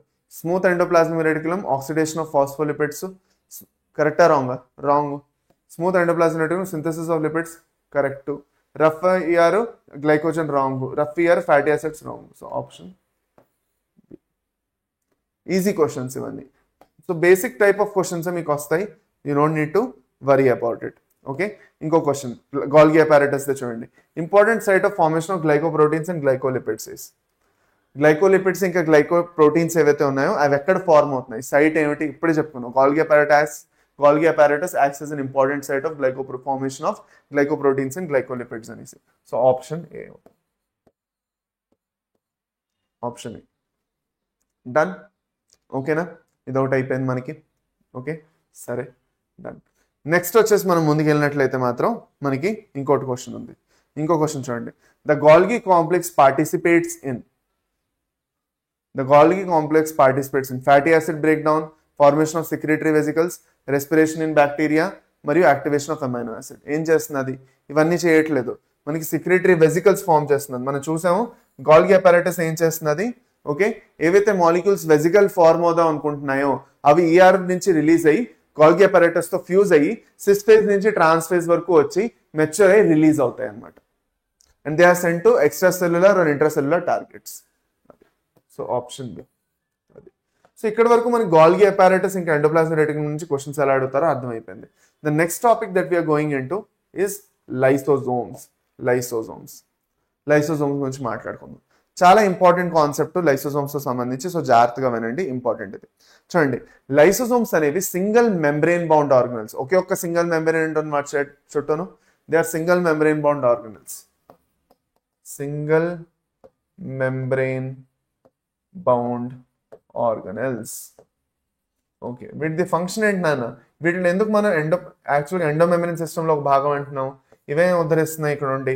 ఓకే, సో లైసోజోమ్స్ ఏవైతే ఉన్నాయో యాక్చువల్గా ఎండోప్లాస్మిక్ రెటిక్యులంలోని ఏవైతే హైడ్రోలైటిక్ ఎంజైమ్స్ ఫామ్ అయ్యో, ప్రోటీనేషియస్ ఎంజైమ్స్ ఫార్మ్ అవుతాయి కదా, లైపేజు, కార్బోహైడ్రేట్స్ ఏవైతే ఉన్నాయో అవి వేరే వేరే కార్బోహైడ్రేట్స్ బ్రేక్ డౌన్ చేసే ఎంజైమ్స్. డైజెస్టివ్ ఎంజైమ్లు ఏంటంటే హైడ్రోలైటిక్ ఎంజైమ్స్ అంటాం. లైపేజెస్, ప్రోటీనేసెస్, దాని తర్వాత న్యూక్లియేజెస్, ఇలాంటి డిఫరెంట్ హైడ్రోలైటిక్ ఎంజైమ్స్ ఏవైతే పెద్ద పెద్ద మ్యాక్రోమాలిక్యూల్స్ ఏవైతే ఉన్నాయో వాటిని బ్రేక్ డౌన్ చేసి పడేయచ్చు, పూర్తిగా వాటి ఎగ్జిస్టెన్స్ పోయేటట్టు చేయొచ్చు. అంత స్ట్రాంగ్ హైడ్రోలైటిక్ ఎంజైమ్స్ ఏవైతే ఉన్నాయో లైసోజోమ్స్ లోపల యాజ్ అ వెసికల్ అంటే ఒక మెంబ్రెయిన్ లాగా స్టోర్ అయి ఉంటాయి. సో లైసోజోమ్స్ ఎక్కడి నుంచి ఫార్మ్ అయ్యి వచ్చాయి? గోల్గి అపారటస్ నుంచి ఫార్మ్ అయ్యి వచ్చాయి, ప్యాకేజ్ అయ్యి వచ్చాయి. హైడ్రోలైటిక్ ఎంజైమ్స్ ఏవైతే ఎండోప్లాస్మిక్ రెటిక్యులం నుంచి వచ్చాయో వాటిని ప్యాక్ చేసి లైసోజోమ్స్ లో ఫార్మ్ చేసిందే గోల్గి అపారటస్. ఇప్పుడు లైసోజోమ్స్ మనం suicide bags of the cells అంటాం. దీని నుంచి చాలా సార్లు క్వశ్చన్ అడిగారు, suicide bag of the cell దేని అంటారని. ఎందుకు suicide bag of the cell అంటాం? చూడండి నాన్న, one of the most important part in any cell is హెల్తీగా ఉండడం. సెల్ దాని పని సరిగ్గా చేసుకుంటూ వెళ్ళిపోతే ప్రాబ్లం లేదు. కానీ ఫర్ సపోజ్ సెల్ దాని పని సరిగ్గా చేస్తున్నప్పుడు కూడా if there is a mutation, ఏదైనా మ్యూటేషన్ వచ్చింది, సెల్ డివిజన్ జరుగుతున్నప్పుడైనా, డిఎన్ఏ రెప్లికేషన్ జరుగుతున్నప్పుడు మెయిన్గా మ్యూటేషన్ ఏదో జరిగింది. ఇప్పుడు ఈ మ్యూటేషన్ అలాగే కంటిన్యూ అయ్యి ఆ సెల్ డివైడ్ అయ్యిందంటే ఆ మ్యూటేటెడ్ సెల్ ఫర్దర్ డివైడ్ అవుతూ వెళ్ళి it can only lead to cancer formation or any other health issues. So దాన్ని అక్కడే ఆపేయడానికి సెల్ దగ్గర ఒక ఓన్ మెకానిజం ఉంది. Okay, self destruction mechanism. అంటే నా సెల్లో ఇప్పుడు ప్రాబ్లం క్రియేట్ అయింది, నేను సెల్ఫ్ డిస్ట్రక్ట్ చేసేసుకుంటాను, ఈ సెల్ మళ్ళీ అలా డివైడ్ అయ్యి బోల్డ్ అని సెల్స్ అయ్యే కంటే ఇక్కడే దీన్ని ఆపేయడం బెటర్ అని డిసైడ్ చేసుకుంటుంది సెల్. దీన్నే మనం ప్రోగ్రామ్డ్ సెల్ డెత్ ఆర్ అపాప్టోసిస్ అని అంటాము. ప్రోగ్రామ్డ్ సెల్ డెత్ ఆర్ అపాప్టోసిస్ అంటాం. ఈ ప్రోగ్రామ్డ్ సెల్ డెత్ లోని సెల్ దాని ఓన్ సూసైడ్ ని ప్లాన్ చేసుకుంటుంది. అదేం చేస్తుందంటే ఒక పర్టికులర్ టైం చూసుకొని హైడ్రోలైటిక్ ఎంజైమ్స్ అన్నింటినీ రిలీజ్ చేయించేస్తుంది లైసోజోమ్స్ నుంచి. లైసోజోమ్స్ నుంచి వచ్చిన హైడ్రోలైటిక్ ఎంజైమ్స్ మొత్తం సెల్ అంతటి నేను డిస్ట్రక్ట్ చేసి పడేస్తాయి. అందులో ఉన్న ఒక్కొక్క మాలిక్యూల్ని చిన్న చిత్రపిత్తర్ చేసి పడేస్తాయి, చిన్న ముక్కల్లో చేసి పడేస్తాయి. దీనివల్ల సెల్ చనిపోతుంది అనమాట. సో సెల్ అనేది దాని ఓన్ పర్టికులర్ డెత్ ని యాక్చువల్గా ప్రోగ్రామ్ చేసుకుంటున్నది with the help of lysosomes. కాబట్టి లైసోజోమ్స్ ని సూసైడ్ బ్యాగ్స్ అంటాం. ఎందుకంటే సెల్ దాని ఓన్ డెత్ ఏదైతే ఉన్నదో, అపాప్టోసిస్ ఏదైతే ఉన్నదో దాన్ని ప్లాన్ చేసుకోవడానికి లైసోజోమ్స్ ఉన్న ఎంజైమ్స్ ని వాడుకుంటుంది అందుకు. ఓకే, ఇది మీరు నేర్చుకోవాల్సిన ఇంపార్టెంట్ పాయింట్. ఓకే, అది. సో చూడండి అన్న, సో వీటిలో మనకి వెరైటీ ఆఫ్ ఎంజైమ్స్ ఉంటాయి. Optimally activate acidic pH, capable of digesting carbohydrates, proteins, lipids and nucleic acids చెప్పాను. Okay, last and final is the vacuole.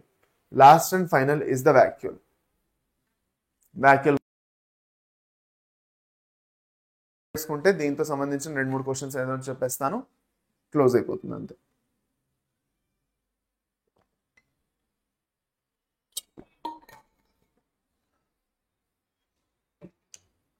Okay, so what are the vacuoles doing? Vacuoles the function ఏంటి నాన్న? చూడండి, the vacuole is a membrane bound space. చూడండి, చాలా చాలా important statement ఇది. It is a membrane bound space అంటే ఏంటి?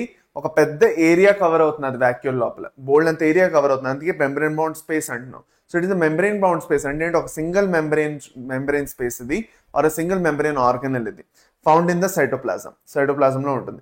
ఇప్పుడు నార్మల్గా ఒక ప్లాంట్ సెల్ తీసుకుంటున్నానంటే మాత్రం, let us take the example of plant cell. Vacuole చదివినప్పుడు మనకి యానిమల్స్లో వాక్యూల్స్ లేవని కాదు, ఉన్నాయి కానీ చాలా చిన్న చిన్నవి ఉంటాయి, సో అంత సిగ్నిఫికెంట్ కాదు.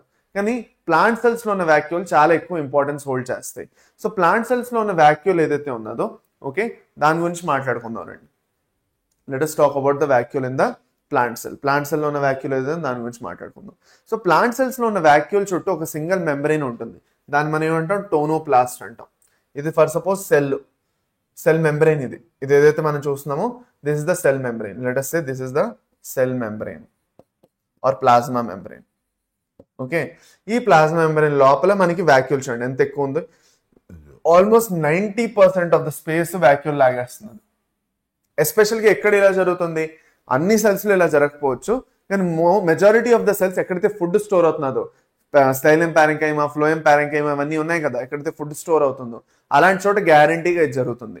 దట్ మనకి ఈ ప్లాస్మా ఏదైతే యాక్చువల్గా ఈ పర్టికులర్ వాక్యూల్ ఉన్నదో, సింగిల్ మెంబ్రెయిన్ బౌండ్ స్ట్రక్చర్, ఇది పర్టికులర్గా ఈ ఆర్గనల్ వచ్చేసి మనకి బోల్డ్ అంతా 90% ఆఫ్ ద స్పేస్ సెల్ లోపల ఇదే కవర్ చేస్తుంది. ఇప్పుడు కవర్ చేసి ఏం చేస్తున్నది యాక్చువల్గా ఇక్కడ మనకి? యాక్చువల్గా ఈ పర్టికులర్ ఏదైతే ఆర్గనల్ వాక్యూల్ ఉందో, దీంట్లో మనకి దీంట్లో వచ్చేసి మనకి food, waste products, excretory products, sap, ఇవన్నీ మనకి స్టోర్ అవుతాయి అన్నమాట. ఇప్పుడు ఎక్కడైనా స్టోర్ చేయాలంటే నేను ఇందాక చెప్పినట్టు, మీకు గుర్తున్నట్లయితే యాక్టివ్ ట్రాన్స్పోర్ట్ చెప్పినప్పుడు నేను మీకు చెప్పాను, తక్కువ ఏరియా నుంచి ఎక్కువ ఏరియాకి పంపించి స్టోర్ చేయడానికి ఎక్కువగా వాడతాం. ఏదైనా పర్టికులర్ మాలిక్యూల్ని స్టోర్ చేయాలి, ఆ particular glucose for suppose let's ఉంది, స్టార్చ్ ఉంది లెటస్ సే, సో స్టార్చ్ని స్టోర్ చేయాలి.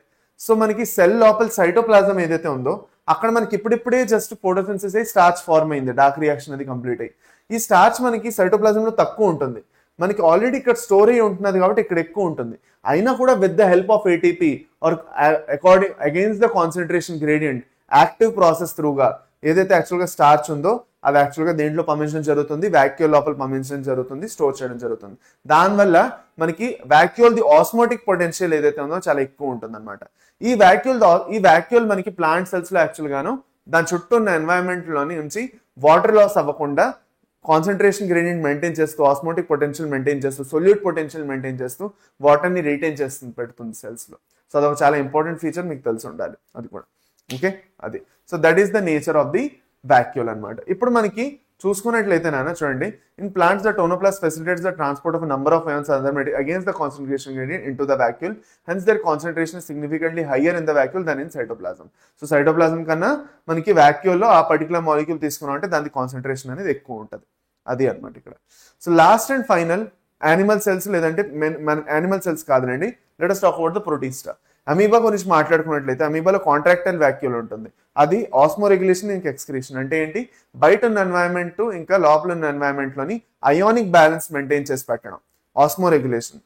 ఓకే, ఎక్స్క్రీషన్ అక్కర్లేని వేస్ట్ అయాన్స్ ఏవైతే ఉన్నాయో, నైట్రోజనస్ అయాన్స్ లేదంటే నైట్రోజనస్ వేస్ట్ ఏదైతే ఉన్నదో అదేనా, లేదంటే వేస్ట్ మెటీరియల్ ని తీసి బయటకు పడేయడం, దాన్ని మనం ఎక్స్క్రీషన్ అంటాం. సో దాంట్లో ఎవరు హెల్ప్ చేస్తున్నారు? మనకి కాంట్రాక్టైల్ వాక్యూల్ హెల్ప్ చేస్తున్నది. అదే మనకి యాక్చువల్గా చూసుకున్నట్లయితే కొన్ని ప్రోటీస్టా సచ్ as పారామీషియంలో ఫుడ్ వాక్యూల్స్ ఫార్మ్ అవుతాయి. ఇది ఎలా అవుతాయి? పారామీషియం ఏం చేస్తుందంటే లోపల ఫుడ్ తీసుకుంటుంది, ఫుడ్ ఫస్ట్ మౌత్ నుంచి గల్లెట్లోకి వస్తుంది, గల్లెట్లో వచ్చిన ఫుడ్ చుట్టూ ఒక మెంబ్రెయిన్ క్రియేట్ చేయడం జరుగుతుంది, అదొక ఫుడ్ వాక్యూల్ అయిపోతుంది. పారామీషియం అది ఎప్పుడు కావాలంటే అప్పుడు ఆ ఫుడ్ వాక్యూల్ ని ఫుడ్ కోసం యూటిలైజ్ చేసుకుంటాం. తర్వాత వెళ్ళి ఆ వాక్యూల్ చుట్టూ కూడా ఒక సింగిల్ మెంబ్రెయిన్ లేయర్ వస్తుంది. సో ఇది మనకి food vacuole. So contractile vacuole వచ్చేసి మనకి అమీబాలో ఆస్మో రెగ్యులేషన్ అండ్ ఎక్స్క్రీషన్, పారామీషియంలో వచ్చేసి food vacuole, okay, storage of food అన్నమాట, అది. Okay, done. సో ఇక్కడ వరకు మనకి యాక్చువల్ గాను ఎండోమెమ్బ్రేన్ సిస్టమ్ కూడా కంప్లీట్ అయిపోయింది. Okay, now next the osmotic expansion of a cell kept in water is chiefly regulated by, నేను మీకు చెప్పాను నేను ఫర్ సపోజ్ ఒక ప్లాంట్ సెల్ తీసుకొని నీళ్లలో పెట్టాను. ఓకే, పెట్టిన తర్వాత ఫర్ సపోజ్ యాక్చువల్గాను ఆ పర్టికులర్ ఏదైతే సొల్యూషన్ నేను పెట్టానో అది మనకి హైపర్ టానిక్, అంటే ఏమిటి, కాన్సన్ట్రేషన్ చాలా ఎక్కువ ఉంది. సో ఈజీగా సెల్ నుంచి సెల్ ప్లాస్మోలైజ్ అయిపోయి ఓకే బోల్డ్ అంత నీళ్ళు వచ్చేసి సెల్ చనిపోవచ్చు. కానీ అలా జరగదు. ఎందుకు? వ్యాక్యూల్ ప్రొటెక్ట్ చేస్తున్నది. వ్యాక్యూల్లో ఉన్న బోల్డ్ అంత సొల్యూట్స్ వలన అది వాటర్ని రీటైన్ చేసి పెడుతుంది సెల్ లోపలనే.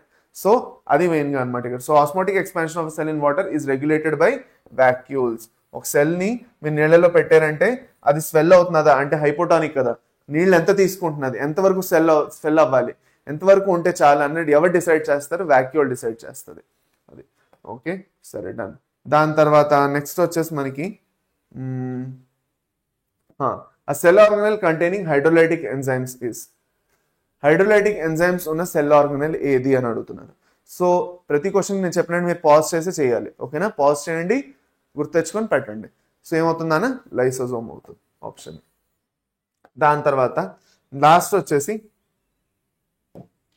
vacuole in a plant cell. Vacuole in a plant cell is membrane bound and contains storage proteins and lipids. Membrane bound contains water and excretory substances. Lacks membrane and contains air. Lacks membrane and contains water and excretory products. So membrane ఉంటుంది, అది కాకుండా water ఇంక excretory substance ఎప్పుడే చదువుకున్నాం వాటిని store చేస్తున్నారు. Option B. Okay, అది. So that's about it నాన్న. దీంతో మనకు వచ్చేసి యాక్చువల్గాను ఓకే నేను మీకు ఎండో మెమ్బ్రేన్ సిస్టమ్ వరకు కంప్లీట్ చేయించాను. ఆఫ్ కోర్స్ సెషన్ లైవ్ అవ్వలేదు మీరు అనుకున్నట్టు, కానీ చాలా తక్కువ టైంలో ఎక్కువ టాపిక్ నేను మీకు కవర్ చేయించాను కదా. రైట్, ప్లాజ్మా మెంబ్రేన్ అయిపోయింది, సెల్ వాల్ అయిపోయింది, ఎండో మెమ్బ్రేన్ సిస్టమ్ కూడా అయిపోయింది.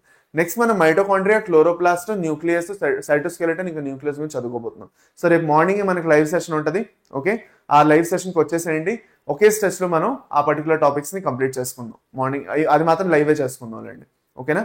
సో థ్యాంక్ యూ నాన్న, థ్యాంక్ యూ వెరీ మచ్. ఏమైనా డౌట్స్ ఉంటే కింద కమెంట్ సెక్షన్లో పెట్టండి. ఇప్పటి వరకు మీ సెషన్ చూసినట్లయితే thank you very much. Okay, and మీ అందరికీ మెయిన్గా ఒక చాలా ఇంపార్టెంట్ టాస్క్ ఇస్తున్నాను నేను. గాల్గి అపారటస్తో సంబంధించి ఒక క్వశ్చన్ చెప్పాను కదా, సిస్ ఫేజ్ ట్రాన్స్ ఫేజ్తో సంబంధించి. దాంతో ఒక క్వశ్చన్ 2024లో వచ్చింది, సిస్ ఫేజ్ ట్రాన్స్ ఫేజ్ ఇంటర్ కనెక్టెడా కాదా అని. ఆ క్వశ్చన్ ఒకసారి చూసుకొని రండి. ఓకేనా. సో మీరు ఆ క్వశ్చన్ చూసుకొని వస్తే మాత్రం దాని ఆన్సర్ కూడా, ఆ క్వశ్చన్ ఏంటి ఆన్సర్ ఏంటో మీరే నాకు చెప్తారు యాక్చువల్గా. ఓకే, సో ఇప్పటి వరకు ఉన్నారన్నది ప్రూఫ్ అనమాట. ఎవరైతే ముందే వదిలిపోయారో అది వాళ్ళు చెప్పలేరు. ఎవరైతే అది చూసారో ఆ క్వశ్చన్ కింద కమెంట్ సెక్షన్లో నాకు చెప్పండి ఏంటి ఆ క్వశ్చన్. 2024లో గాల్గి అపారటస్ సంబంధించి సిస్ ఫేజ్ ఇంకా ట్రాన్స్ ఫేజ్ సంబంధించిన క్వశ్చన్ ఏది? Let me know in the comment section below. Thank you నాన్న, థ్యాంక్ యూ వెరీ మచ్. మళ్ళీ నెక్స్ట్ సెషన్లో కలుద్దాం. అప్పటి వరకు bye bye, take care, have a nice day, all the best, బాగా చదువుకోండి. Thank you.